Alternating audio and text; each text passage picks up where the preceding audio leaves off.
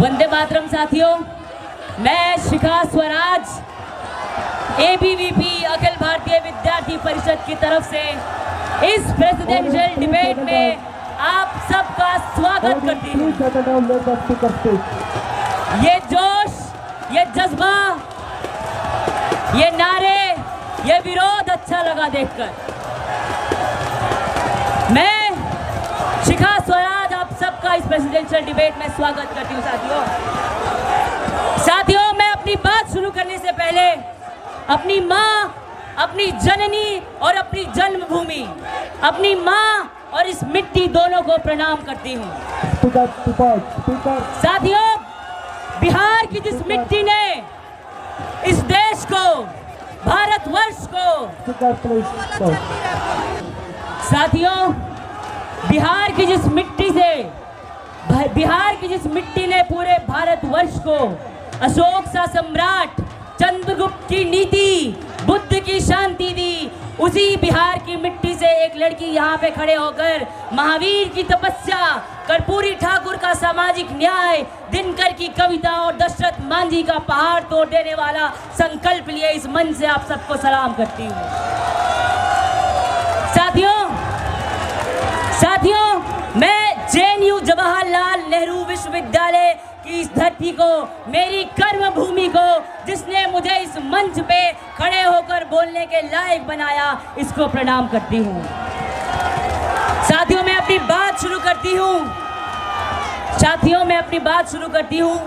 जम्मू कश्मीर के पहलगाम में हुए कायरतापूर्ण आतंकवादी हमले में निर्दोष और मासूम लोगों को निर्मम तरीके से मौत के घाट उतार देने वाली उन लोगों को अपनी श्रद्धांजलि और संवेदना इस मंच से व्यक्त करती हूँ।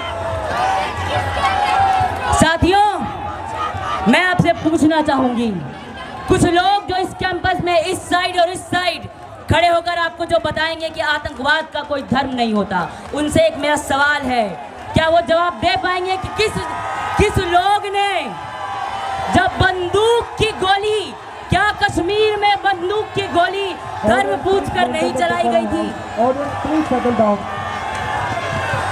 क्या कश्मीर में जिन लोगों की हत्या हुई, जिन मासूम लोगों की हत्या हुई, क्या उनसे उनकी पहचान और धर्म पूछकर उनको गोली नहीं मारी गई? है कोई जवाब तुम्हारा? मेरे से पहले जितने स्पीकर्स आगे बोल के गए, और मैं दावा करती हूँ, मैं दम भरती हूँ, जितने स्पीकर बोल के जाएंगे वो सब इस घटना का जिक्र करेंगे, लेकिन कोई ये नहीं बोलेगा कि उनकी हत्या क्यों की गई, उसके पीछे कौन सी विचारधारा थी। मैं आपको बताती हूँ उसके पीछे कौन सी विचारधारा थी। वो इसी कैंपस से, इन्हीं वामपंथियों की सड़ी गली जिसमें बू आ रही है, जिस विचारधारा में, जो विचारधारा दस्तर झेल रहा है, जो विचारधारा दंतेवाड़ा झेल रहा है, जिस विचारधारा को कश्मीर के लोग वो गोलियों से भून दिए गए, वो वही सड़ी हुई विचारधारा है। साथियों, मैं इस मंच से अपनी आवाज़ बुलंद करना चाहूँगी कलकत्ता के महिलाओं के लिए, आरजीकर की महिलाओं के लिए, संदेश खाली की महिलाओं के लिए मैं इस मंच से अपनी आवाज़ बुलंद करना चाहूँगी। सिंगूर के किसान और महिलाओं के लिए, I stand in complete solidarity with the Hindus of Murshidabad. साथियों, मैं इस मंच से आपके सामने दो धड़े हैं साथियों, इस कैंपस में दो धड़े हैं जो आपको इस कैंपस में, जो कम्युनिस्ट विचारधारा इस कैंपस की लेगेसी को क्लेम करने का दम भरता है, मैं उससे पूछना चाहूंगी। आज 23 अप्रैल है, कल 22 अप्रैल 1969 को, क्या आपको याद है JNU के स्थापना दिवस का? क्या आपको याद है कि इस जवाहरलाल नेहरू विश्वविद्यालय ने अपने इतिहास में 56 वर्ष पूरा कर लिया है? और मैं आपको बताती हूँ कि ये प्रेसिडेंशियल डिबेट क्यों ऐतिहासिक है। इस मंच से मैं यह ऐलान करती हूँ, और ये डंके की चोट पर यह ऐलान करती हूँ कि इस प्रेसिडेंशियल डिबेट के बाद ये जो वामपंथ के बचे कुचे खुरचन जो इस धड़े में और इस धड़े में बटे हुए हैं, वो इसी प्रेसिडेंशियल डिबेट से, इसी नॉर्थ गेट से इनको बाहर फेंक दिया जाएगा। साथियों, इसी नॉर्थ गेट से इनको बाहर फेंक दिया जाएगा, और इसमें ज़्यादा मेहनत करने की ज़रूरत भी नहीं है, कोई भी ज़रूरत नहीं है। ये ऑलरेडी बट चुके हैं। ये देख के मुझे अच्छा लग रहा है, सामने ABVP एक तरफ ये, एक तरफ ये, जो आपस में नहीं निपट पा रहे वो हमसे क्या निपटेंगे। साथियों, गठबंधन टूट चुका है, ये ठगबंधन टूट चुका है। हमारे पास इतना सुनहरा अवसर है इस कैंपस में तिरंगा लहराने का, और हम वेट कर रहे हैं कि कब मतदान हो। हम आपको विश्वास दिलाते हैं कि तिरंगा लहराएगा इस कैंपस में। ये जो विचारधारा है ये वापस जाएगी इस कैंपस से। इस कैंपस में ये जो अहंकार में ये जो दम भर रहे हैं, पिछले 1 साल से जो JNU में रहे हैं, मैं उनके लिए कुछ कहना चाहती हूँ। मैं आपको ये बताना चाहती हूँ कि सदियों से बुझी राख जगमगा उठी, मिट्टी सोने का ताज पहन इठलाती है।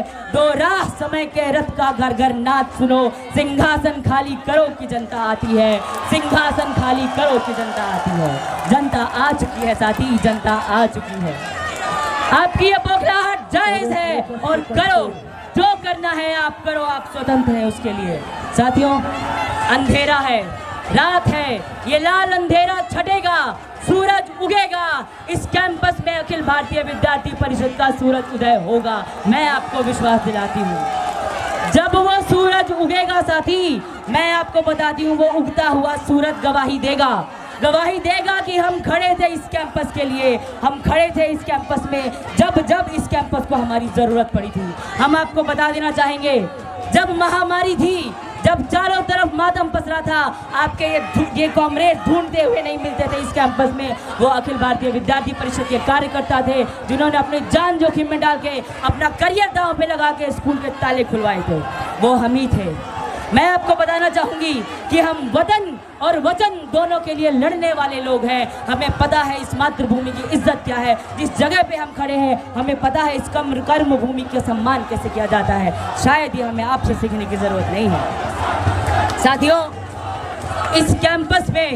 इस कैंपस में अगर हॉस्टल्स में वाईफाई है, अगर आपके सड़कों पे ई-रिक्शा है, तो इसके पीछे की जो मेहनत है वो अखिल भारतीय विद्यार्थी परिषद के कार्यकर्ताओं की है। वरना ये टुकड़े टुकड़े के गैंग जो खुद आज टुकड़े टुकड़ों में बट चुके हैं, इन्होंने कैंपस को बदनाम कर दिया था। कितनी मिर्ची लगती है, जो कल तक देश को टुकड़े टुकड़ों में बांट रहे थे, आज खुद टुकड़े टुकड़ों में बटे हुए हैं।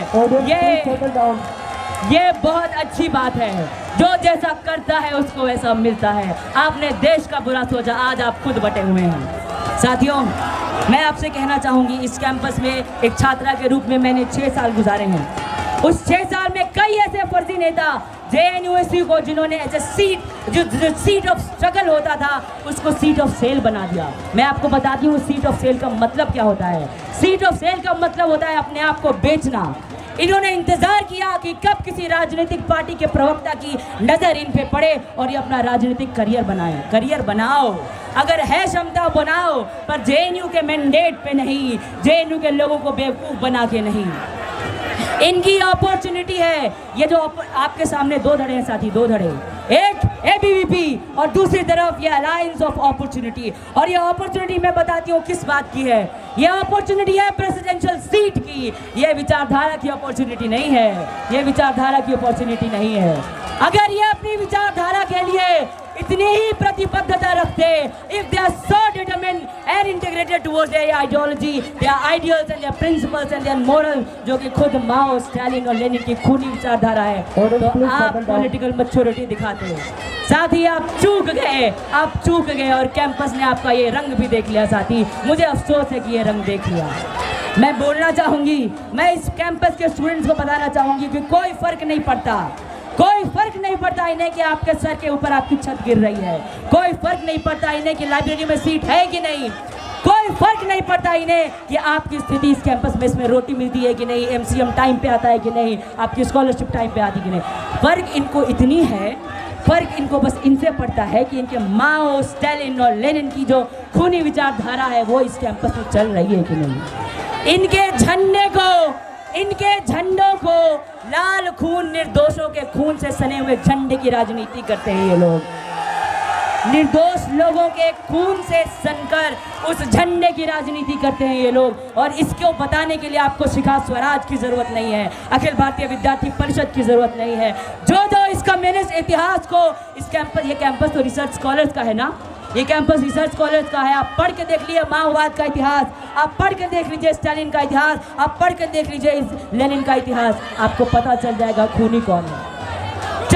हैं जो कैडर्स आगे नारे लगा रहे हैं, बाकी पूरी जनता शांति से सुन रही है, उनको पता है सच्चाई क्या है। लगाने दो इनको नारे। साथियों,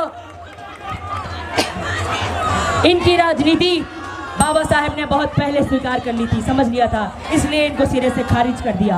और इनके सिरे से खारिज करने का एक ये भी मौका, ये भी मैं कहना चाहूँगी कि आजकल के वामपंथ की जो राजनीति है वो सोरोस के संतानों की षड्यंत्र की राजनीति है। अगर इनको फंडिंग आती है तो साथ ही उसी फंडिंग से 2000 जो MCA में 20,000 कर देते, शायद इस कैंपस के स्टूडेंट्स का भला हो जाता। देखूंगी वो भी देखूंगी। JNU के छात्रों के लिए आपने कभी कुछ नहीं किया। मैं बस इतना कहूंगी कि बड़ी बेशर्मी के साथ यहाँ वोट तो मांगने आए हो, पर किस योग्यता के बदौलत मांगने आए हो। ये जो फियर साइकोसिस तुम चलाते हो इस कैंपस में, फियर मॉन्गरिंग जो चलाते हो, मैं कहना चाहूंगी कि वामपंथ की एक ही कोशिश, फियर साइकोसिस इस कैंपस में नहीं चलेगा, अब नहीं चलेगा। लोग समझ चुके हैं साथियों, मैं बस इतना कहना चाहूंगी, कहने को तो बहुत कुछ है, मैं बस इतना कहना चाहूँगी, जो वामपंथ आपके सामने यहाँ पे खड़ा है वो इस प्रशासन के आगे घुटने टेक चुका है। इस तानाशाह ने उसको कहा कि झुक के चलो, और ये बिना रीढ़ के हड्डी के ये लोग रेंगने लगे। आप इनसे पूछिए ये कौन से लोग थे जो एक दूसरे का नाम प्रोक्टोरियल इंक्वायरी में देकर आए थे। आप इनसे पूछिए ये कौन से लोग हैं जो अपने कार्यकर्ताओं को प्रोटेस्ट में जाने से मना करते हैं कि उनके ऊपर फाइन आ जाएगा। ये कौन से लोग हैं जो VC के साथ बैठ के चाय पीते हैं। ये कौन से लोग हैं जो उनके आगे नतमस्तक हैं। मिर्ची इनको लगेगी। मैं बस इतना कहना चाहूंगी कि अगर आपको इस कैंपस में एक सशक्त यूनियन चाहिए, डिजर्विंग यूनिटी चाहिए, एक ऐसा यूनियन चाहिए, आप अखिल भारतीय विद्यार्थी परिषद को लेकर आइए। हम बताते हैं कैसे काम होता है, हम बताएंगे प्रशासन कैसे झुकेगा, हम बताएंगे MCM कैसे बढ़ेगा, हम बताएंगे हॉस्टल्स कैसे खुलेंगे, हम बताएंगे साइंस में लैब में सिक्योरिटी पैसेज कैसे बनता है। हम इस कैंपस के छात्रों के लिए खड़े थे, खड़े हैं और खड़े रहेंगे। अंत में मैं बस इस वामपंथ को, इस कैंपस को इतना ही कहना चाहूंगी, मैं बस इतना ही कहूंगी कि प्रचंड अग्नि ज्वाला हो। वंदे मातरम साथियों।